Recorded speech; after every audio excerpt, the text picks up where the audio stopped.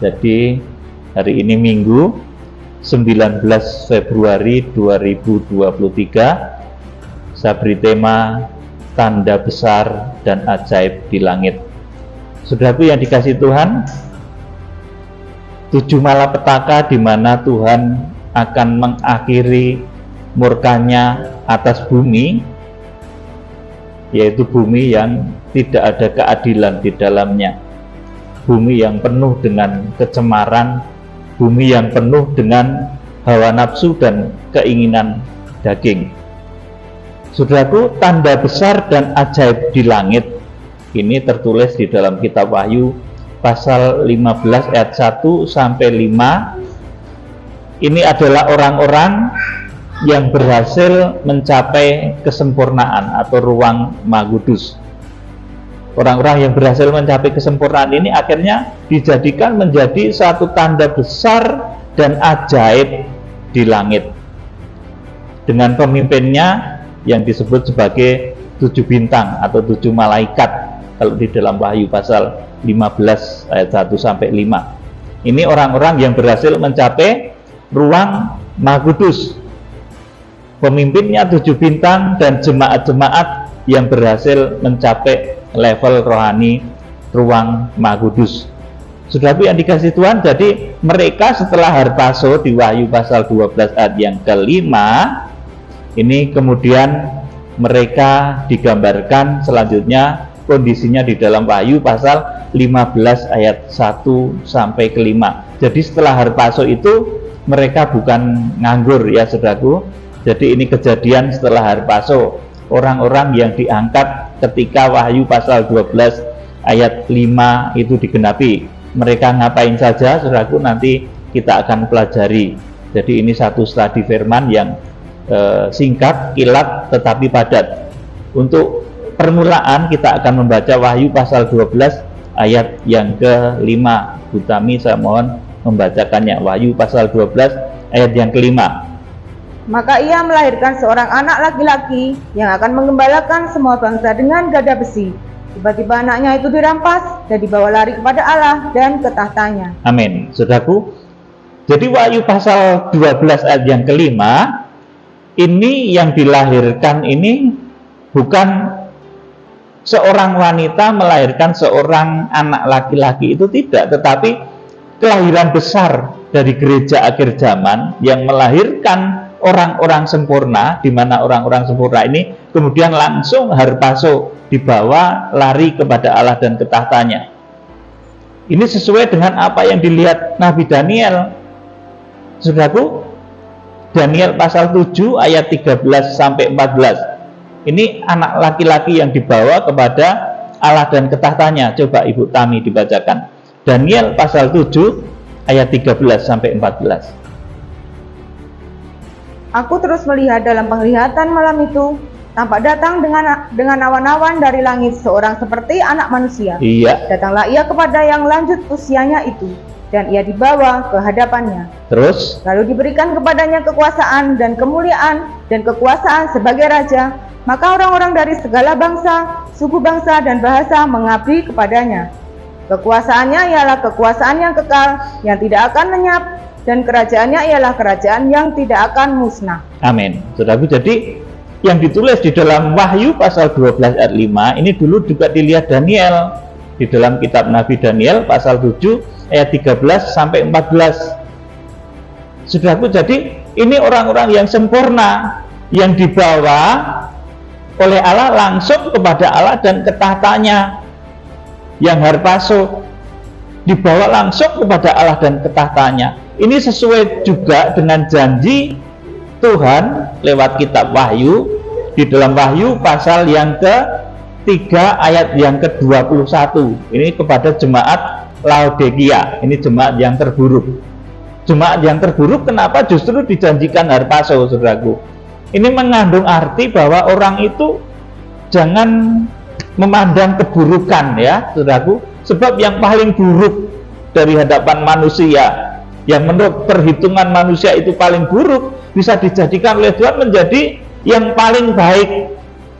Makanya justru, saudaraku, janji harpazo ini diberikan kepada jemaat di Laodikia. Kita akan membaca Wahyu pasal 3 ayat 21. Ini jemaat terburuk loh saudaraku. Yuk kita akan baca. Barang siapa menang, ia akan kududukkan bersama-sama dengan aku di atas tahtaku, sebagaimana aku pun telah menang dan duduk bersama-sama dengan Bapakku di atas tahtanya. Iya, inilah yang disebut saudaraku orang-orang yang harpazo di Wahyu pasal 12 ayat yang ke-5. Maka ia melahirkan seorang anak laki-laki, kemudian anak laki-laki itu langsung dibawa lari kepada Allah dan ke tahtanya. Harpazo, saudaraku, itu juga yang dilihat oleh Nabi Daniel dalam Daniel pasal 7 ayat 13 sampai 14. Itu juga merupakan penggenapan dari apa yang dikatakan oleh Tuhan melalui kitab Wahyu. Di dalam kitab Wahyu, janji kepada jemaat di Laodikia, jemaat yang paling buruk, jemaat yang dikatakan akan dimuntahkan.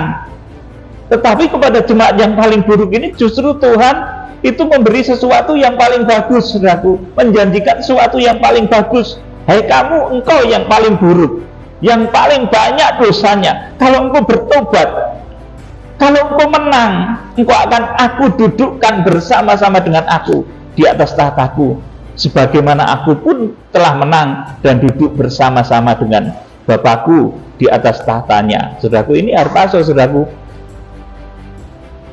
Barang siapa menang, ia akan kududukkan bersama-sama dengan aku di atas tahtaku. Wahyu pasal 12 juga begitu, saudaraku. Maka ia melahirkan seorang anak laki-laki yang akan menggembalakan segala bangsa dengan gada besi. Tiba-tiba anaknya itu dirampas dan dibawa lari kepada Allah dan ke tahtanya. Ini janji kepada jemaat Laodikia ini. Ia akan kududukkan bersama-sama dengan aku di atas tahtaku, sebagaimana aku telah menang dan duduk bersama-sama dengan Bapakku di atas tahtanya. Saudaraku, jadi ini mengandung pesan ya saudaraku, yang terburuk dari saudara sekalipun itu jangan menjadi kecil hati, karena Tuhan bisa mengubah yang terburuk itu menjadi yang terbaik, yang terakhir itu menjadi yang terdepan. Tuhan itu selalu bisa melakukan sesuatu yang ajaib. Oleh karena itu di dalam pelayanan saya selalu menekankan kepada siapapun, baik jemaat yang ada di tempat ini, di luar kota, yang jemaat melalui online, bahwa jangan kita menilai keburukan orang. Kita kalau mendengar keburukan orang itu senang sekali, jangan sampai, saudaraku, karena Tuhan itu bisa mengubah yang paling buruk itu menjadi yang paling bagus. Saudaraku, sesuai dengan janji Tuhan kepada jemaat-jemaat di Laodikia, kitab Wahyu pasal 3 ayat 21. Saudara, kemudian saudara mungkin bertanya, untuk apa itu harpazo? Untuk apa ada orang-orang yang diangkat duluan? Kan Wahyu pasal 12 ayat 5 yang namanya harpazo, orang-orang sempurna di akhir zaman, yang pertama kali diangkat, dibawa lari kepada Allah dan ke tahtanya. Ini tujuannya itu untuk apa? Saudaraku, untuk apa tujuan harpazo? Kok enggak ada ono sing diangkat dhisik dulu gitu, saudaraku? Saudara, saya ini pernah sampaikan, tetapi akan saya sampaikan lagi dengan ayat ya, saudaraku. Mereka akan dijadikan pasukan Tuhan, saudaraku. Jadi ini penggenapan firman Tuhan. Mereka dijadikan pasukan Tuhan, pelaksana penghukuman terakhir, yaitu 7 bokor murka Allah.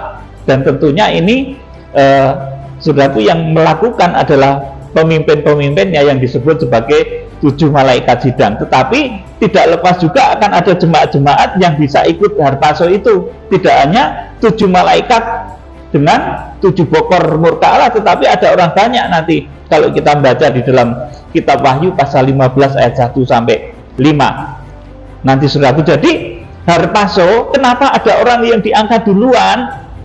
Di Wahyu pasal 12 itu, Wahyu pasal 12 ayat 5 itu Tuhan Yesus belum datang. Catat ini saudaraku, Wahyu pasal 12 ayat 5 itu Tuhan Yesus belum datang, tetapi sudah ada orang-orang yang diangkat, yang harpazo, yang sempurna, yang dihadapkan kepada Bapa didudukkan di tahta Bapa. Itu sudah ada. Tujuannya untuk apa, saudaraku? Mereka akan dijadikan pasukan Tuhan, pelaksana penghukuman terakhir, yaitu 7 bokor murka Allah, 7 cawan murka Allah. Mereka dijadikan sebagai penggenap firman Tuhan, bahwa Tuhan datang bersama beribu-ribu orang kudusnya. Yudas pasal 1 ayat yang ke-14. Sudah coba dibacakan Ibu Tami, Yudas pasal 1 ayat yang ke-14. Juga tentang mereka Henok, keturunan ke-7 dari Adam, telah bernubuat katanya, sesungguhnya Tuhan datang dengan beribu-ribu orang kudusnya. Amin. Cukup di sini dulu. Ini Yudas, ini berkata bahwa sesungguhnya Tuhan datang dengan beribu-ribu orang kudusnya. Kitab Yudas ini 1 pasal saja, tetapi di sini ternyata menyingkap beberapa hal. Dia menyebut tentang Henok. Henok itu orang yang nggak mati, saudaraku. Kemudian di dalam kitab Yudas ini juga menyebut Nabi Musa, bahwa Nabi Musa itu sekarang berada di mana, itu sekarang menjadi jelas. Ternyata mayat Nabi Musa itu sudah nggak ada karena dibawa malaikat, saudaraku. Oleh karena itu pada suatu ketika ada kisah di mana Tuhan Yesus bertemu dengan Elia dan Musa di atas gunung di Matius pasal 17 itu. Sudah jadi di dalam kitab Yudas ini, Yudas berkata tentang Henok. Henok itu orang yang harpaso, orang yang diangkat hidup-hidup oleh Tuhan. Kemudian Yudas ini juga bercerita tentang Musa, saudaraku. Jadi ini luar biasa rahasia kitab Yudas yang 1 pasal ini, saudaraku. Yudas ini juga menerangkan bahwa mayat Musa itu sudah tidak di bumi. Ini pengecualian, saudaraku. Yudas pasal 1 ayat 9, Ibu Tami, bacakan. Tetapi penghulu malaikat Mikael, ketika dalam suatu perselisihan bertengkar dengan iblis mengenai mayat Musa, tidak berani menghakimi iblis itu dengan kata-kata hujatan, tetapi berkata, kiranya Tuhan menghardik engkau. Amin. Saudaraku, ini misteri mayat Musa, saudaraku. Mayat Musa sudah tidak ditemukan lagi karena sudah dibawa oleh malaikat. Bahkan melalui penyingkapan rahasia firman bahwa Musa bertemu dengan Tuhan Yesus di dalam tubuh kemuliaan bersama Elia. Ini artinya Musa ini mendapatkan satu keistimewaan, saudaraku. Jadi ini beda ya dengan Bapak Abraham dan lain sebagainya. Ini belum dibangkitkan, tetapi Musa lewat misteri dari kitab Yudas ini, Musa itu ternyata mayatnya sudah dibawa, saudaraku, sudah dibangkitkan dalam tubuh kemuliaan. Oleh sebab Musa sudah dalam tubuh kemuliaan seperti Henok, jadi kitab Yudas ini menyingkap rahasia harpaso ya, saudaraku, menyingkap rahasia Henok, menyingkap rahasia Musa, saudaraku. Musa itu sebetulnya sekarang di mana, itu disingkap oleh Yudas, saudaraku.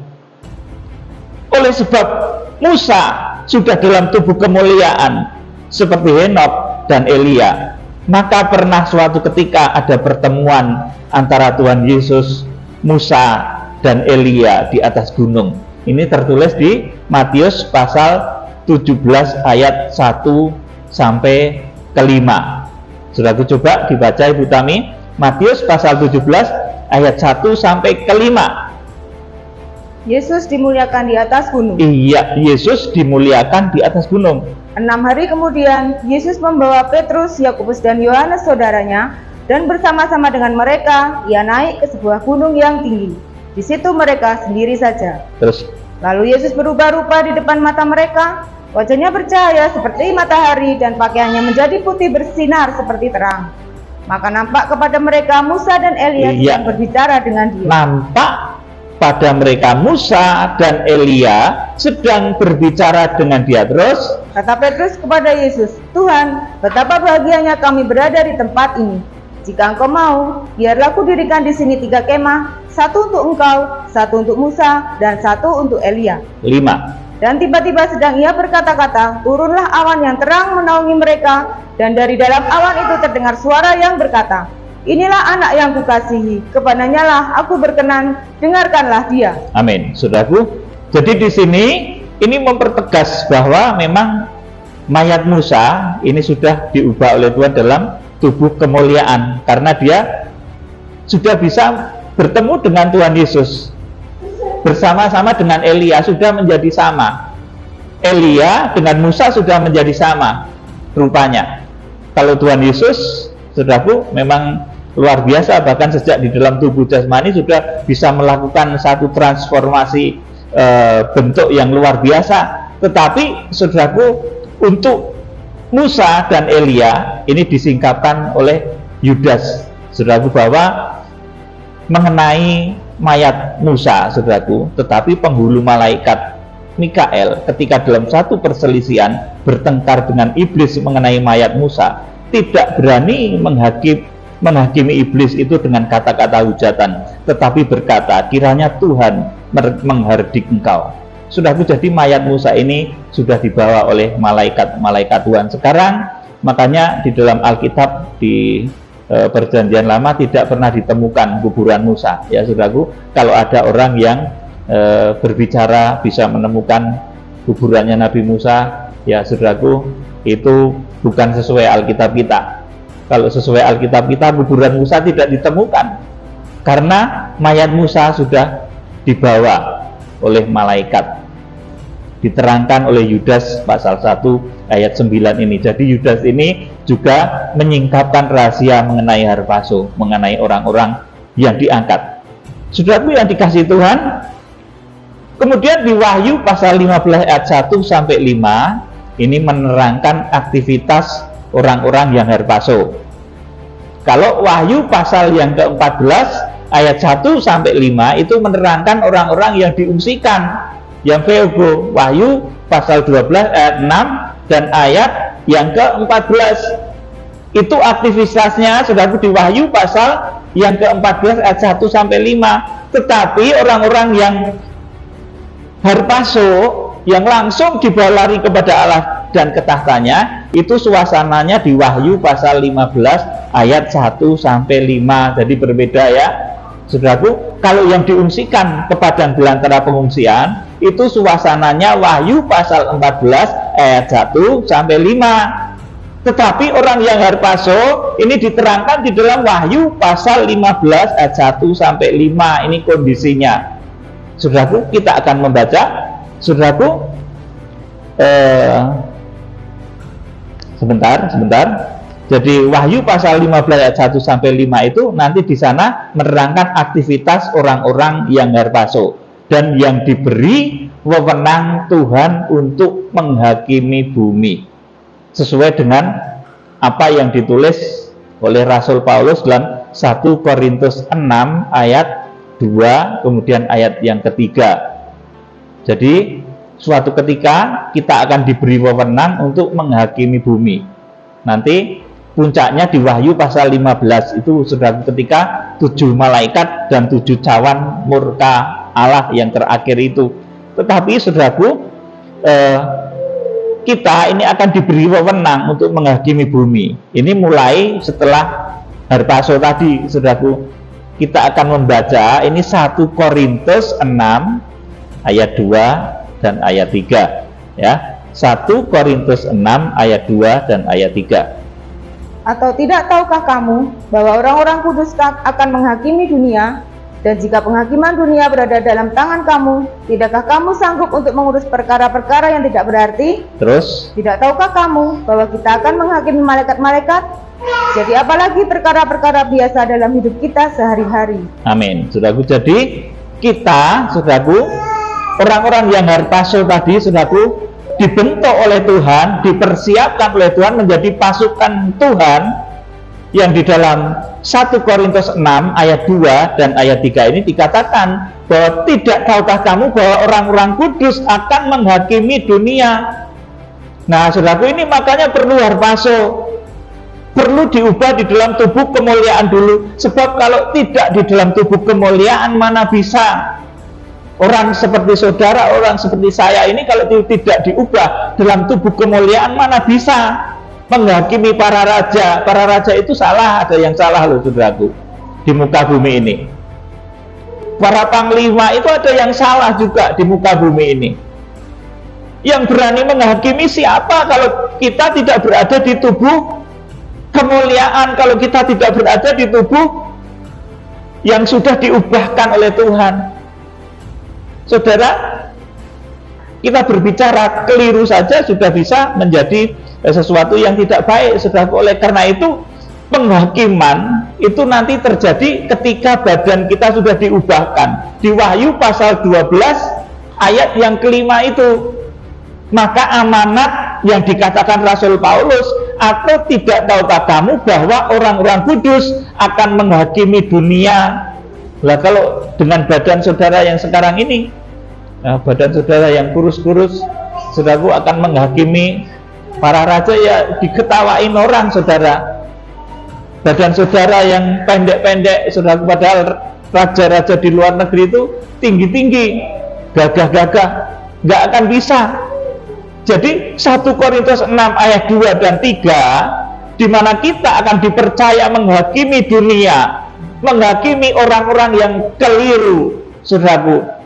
Ini ketika tubuh kita sudah harpaso, sudah diubahkan dalam tubuh kemuliaan. Kalau dalam tubuh seperti ini nggak akan bisa, saudaraku. Lawang negur temannya saja bisa bertengkar, saudaraku. Negur temannya bisa berkelahi, saudaraku. Tetapi kalau kita sudah berada dalam tubuh kemuliaan, kita sudah harpaso, kita diubahkan, kita akan memenuhi apa yang dikatakan Rasul Paulus dalam 1 Korintus 6 ayat 2 sampai 3 ini.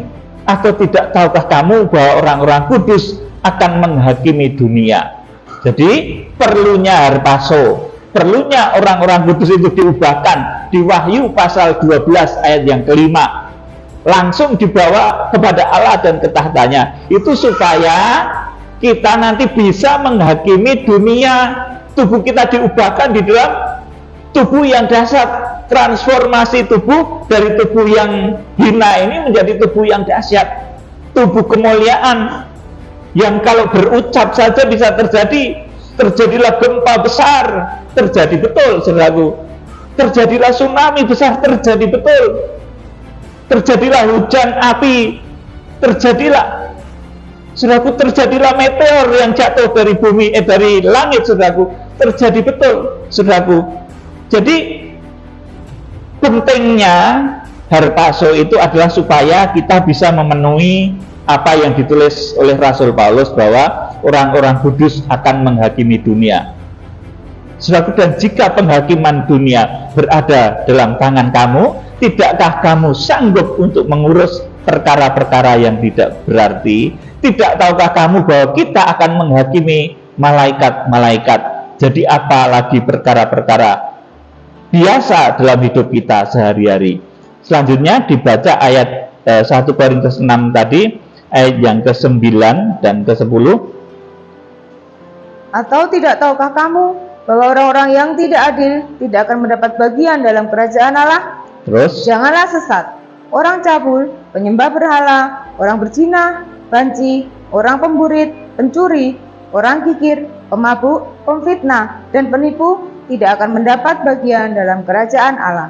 Amin. Saudaraku, karena di akhir zaman itu nanti kejahatan tidak hanya dilakukan oleh orang kecil.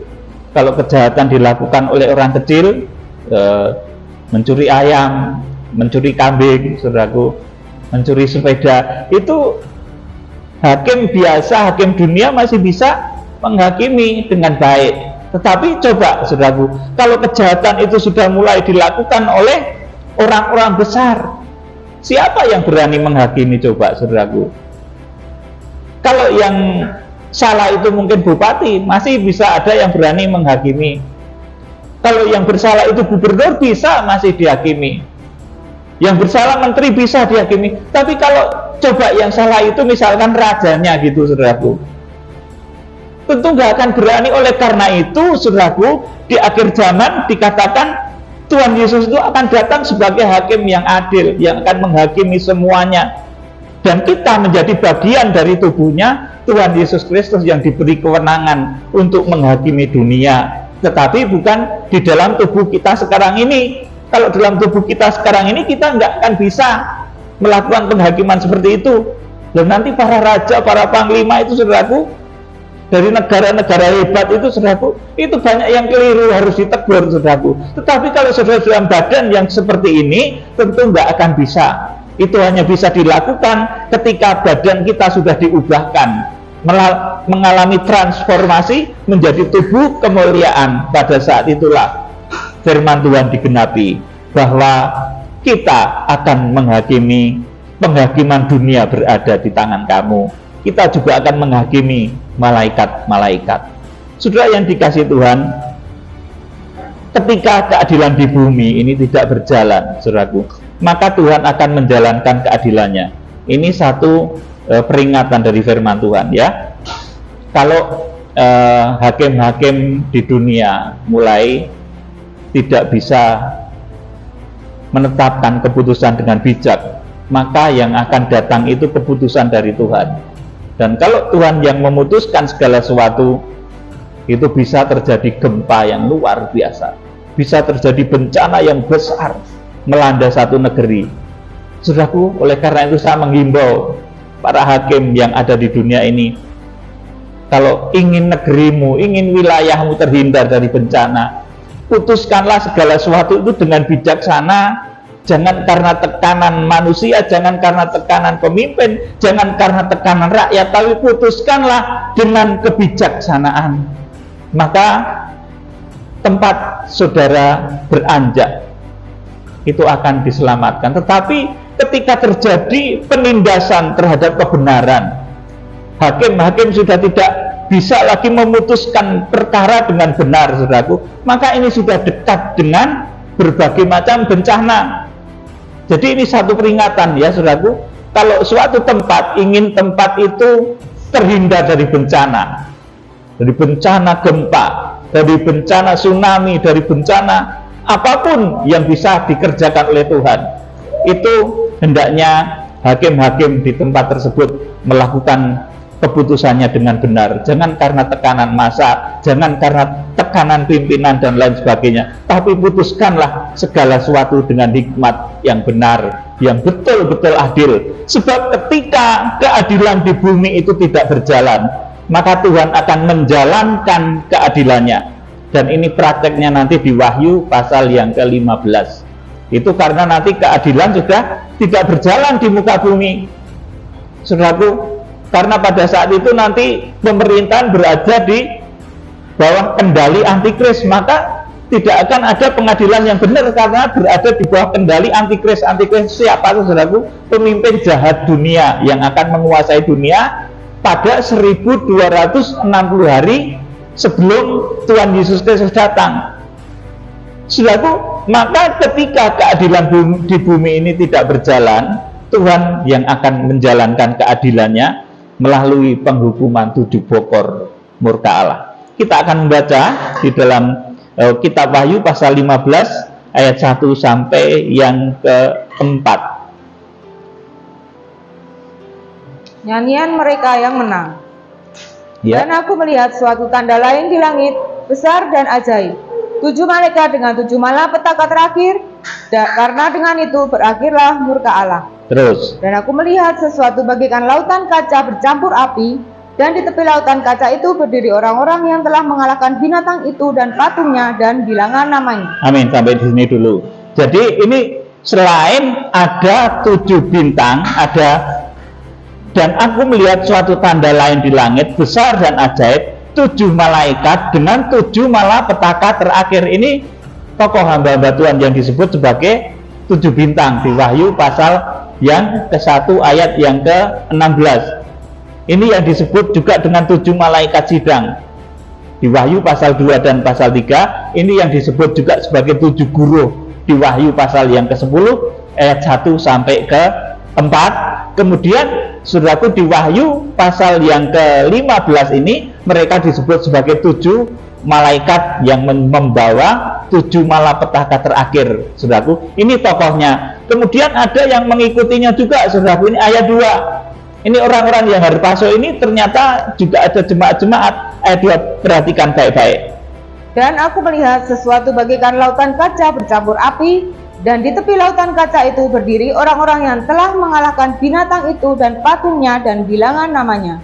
Pada mereka ada kecapi Allah. Terus ayat 3. Dan mereka menyanyikan nyanyian Musa, hamba Allah, dan nyanyian anak domba, bunyinya. Besar dan ajaib segala pekerjaanmu, ya Tuhan Allah yang maha kuasa. Adil dan benar segala jalanmu, ya Raja segala bangsa. Ayat 4. Siapakah yang tidak takut, ya Tuhan, dan yang tidak memuliakan namamu? Sebab engkau saja yang kudus, karena semua bangsa akan datang dan sujud menyembah engkau, sebab telah nyata kebenaran segala penghakiman. Amin. Cukup sampai di sini. Jadi saudaraku, di sini ada tokohnya yang disebut 7 bintang. Itu sejak Wahyu pasal yang ke-1 ayat 16 mereka sudah mulai muncul. Mereka menggembalakan jemaat-jemaatnya yang digambarkan Efesus, Smyrna, Pergamus sampai Laodikia itu. Kemudian membimbing jemaat sampai kepada Harpaso. Dan setelah Harpaso mereka akhirnya diberi tugas oleh Tuhan. Tokoh-tokohnya diberi mandat oleh Tuhan untuk mencurahkan 7 malapetaka terakhir yang dengan 7 malapetaka terakhir itu kemudian berakhirlah murka Allah. Saudaraku, demikian pula ada jemaat-jemaat yang mengikutinya. Di sini digambarkan, dan aku melihat sesuatu bagikan lautan kaca bercampur api, dan di tepi lautan kaca itu berdiri orang-orang yang telah mengalahkan binatang itu dan patungnya dan bilangan namanya. Pada mereka ada kecapi Allah, dan mereka menyanyikan nyanyian Musa. Nah, saudaraku, ternyata Musa yang mayatnya sudah direbut oleh malaikat Mikael tadi, saudaraku, itu juga ikut disebut namanya di sini. Yang dinyanyikan itu ternyata nyanyian Musa, hamba Allah, dan nyanyian anak domba. Saudaraku, ini mengandung arti apa tuh, saudaraku? Jadi, dan mereka menyanyikan nyanyian Musa dan hamba Allah dan nyanyian anak domba. Bunyinya, besar dan ajaib segala pekerjaanmu, ya Tuhan Allah yang maha kuasa, adil dan benar segala jalanmu, ya Raja segala bangsa. Saudaraku, ini mengingatkan masa dahulu ketika Musa mencurahkan 10 hukuman, 10 tulah di Mesir. Nah, di akhir zaman sebelum 7 bokor murka Allah itu dicurahkan, mereka teringat akan hal itu. Nah, kalau penghukuman, penghakiman dari Tuhan ini dijalankan, saudaraku, ini apa seruan orang-orang benar, saudaraku? Bukan menjadi takut, saudaraku, tetapi justru berseru, besar dan ajaib segala pekerjaanmu, ya Tuhan Allah yang maha kuasa, adil benar segala jalanmu, ya Raja segala bangsa. Saudaraku, sebab nanti ketika cawan murka Allah ini ditumpahkan oleh malaikat yang pertama, kedua, ketiga, ini malapetaka yang tidak bisa diusir, saudaraku, malapetaka yang tidak bisa ditengking, karena ini berasal dari hamba-hamba Tuhan yang dipilih oleh Tuhan untuk menyatakan datangnya penghukuman atau penghakiman dari Tuhan. Dan wujudnya nanti kalau saudara membaca di Wahyu pasal 16, ketika malaikat pertama itu mencurahkan bokornya, nanti kemudian akan timbul satu penyakit yang sangat ganas yang di dalam bahasa aslinya disebut Helkos. Jadi nanti akan terjadi wabah yang luar biasa lagi, ya saudaraku, ketika cawan pertama itu nanti ditumpahkan. Jadi reaksi orang-orang benar kalau melihat bencana itu, dia itu berhikmat. Ya, berhikmat itu artinya mengerti. Jangan malah bersungut-sungut, Tuhan kok begini, kok begini. Tidak, tetapi mengerti bahwa itu karya Tuhan. Tuhan sedang menjalankan keadilan. Karena di bumi keadilan sudah mulai nggak ada. Keadilan sudah mulai susah. Akhirnya Tuhan menghakimi sendiri dengan menurunkan penyakit Helkos, dengan menurunkan gempa bumi, tsunami, dengan menurunkan meteor jatuh. Saudaraku, ini karena manusia, saudaraku, keadilan sudah tidak ditegakkan lagi. Akhirnya Tuhan menegakkan keadilan sendiri di muka bumi lewat penghakiman 7 cawan murka Allah. Jadi reaksi orang benar kalau melihat bencana itu, dia justru berseru, besar dan ajaib segala pekerjaanmu, ya Tuhan. Saudara, jangan histeris ya kalau melihat bencana, melihat segala sesuatu yang mengerikan. melihat gempa bumi, melihat badai, melihat topan, melihat apa bencana-bencana yang luar biasa, sudah jangan histeris. Tapi ingat ayat ini, karena waktu-waktu ini sudah dekat kepada kegenapan terjadinya hal-hal yang luar biasa. Kalau saudara melihat bencana, saudara berserulah seperti orang-orang yang menang ini. Besar dan ajaib segala pekerjaanmu ya Tuhan.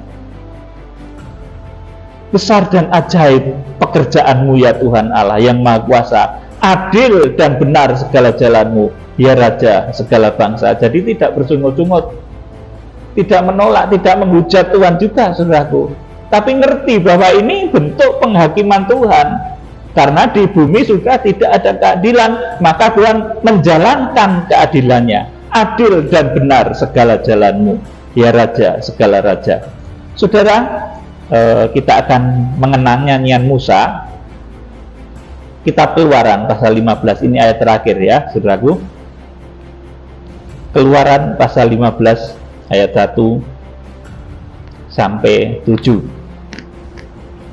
Nyanyian Musa dan Israel. Iya. Pada waktu itu Musa bersama-sama dengan orang Israel menyanyikan nyanyian ini bagi Tuhan yang berbunyi, baiklah aku menyanyi bagi Tuhan, sebab ia tinggi luhur, kuda dan penunggangnya dilemparkannya ke dalam laut. Terus, Tuhan itu kekuatanku dan mazmurku, ia telah menjadi keselamatanku.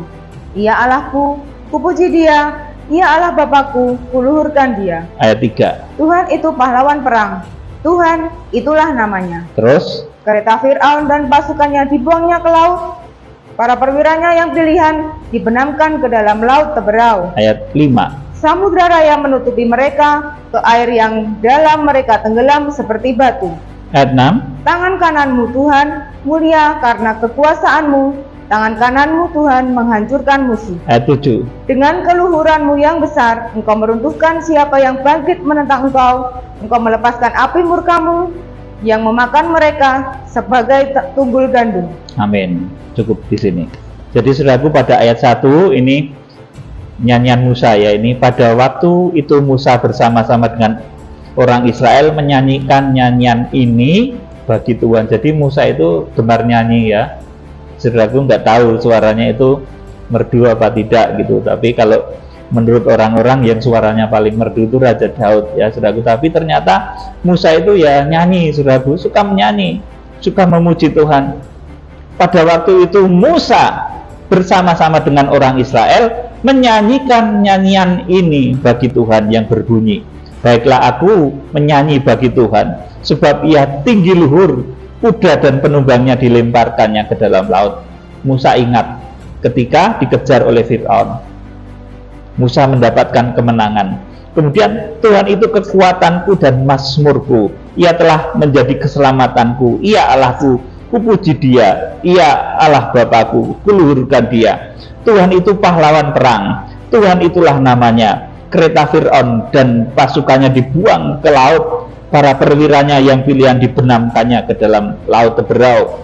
Samudra raya menutupi mereka, ke air yang dalam mereka tenggelam seperti batu. Tangan kananmu, nah ini sebetulnya nanti menunjuk kepada Wahyu pasal 1 ayat 16, saudaraku. Tangan kananmu Tuhan mulia karena kekuasaanmu, tangan kananmu Tuhan menghancurkan musuh. Saudaraku, ini nubuatan untuk tokoh-tokoh di akhir zaman yang dijadikan oleh Tuhan sebagai tangan kanannya Tuhan, sebagai eksekutor dari penghakiman Tuhan, yang wujudnya adalah 7 bokor murka Allah, 7 cawan murka Allah yang terakhir di Wahyu pasal yang ke-15 tadi. Saudara, ayat yang ke-7 saya bacakan. Dengan keluhuranmu yang besar, engkau meruntuhkan siapa yang bangkit menentang engkau. Engkau melepaskan api murkamu yang memakan mereka sebagai tunggul gandum. Amin. Saudaraku, jadi saat ini yang saya sampaikan adalah mengenai tanda besar dan ajaib di langit. Saudaraku, ini terjadi ketika Tuhan menjalankan keadilannya di muka bumi. Karena di muka bumi keadilan sudah sulit didapat, maka Tuhan kemudian menurunkan hukuman. Satu pesan penting, kalau di suatu wilayah, kalau di suatu negara ingin lepas dari berbagai macam bencana, maka tegakkanlah keadilan seadil-adilnya. Kalau sampai tidak ada keadilan di suatu wilayah atau negara, maka wilayah atau negara itu sudah dekat dengan bencana yang datang dari Tuhan, sudah dekat dengan penghakiman yang datangnya dari Tuhan. Kiranya Tuhan Yesus Kristus memberkati. Mari kita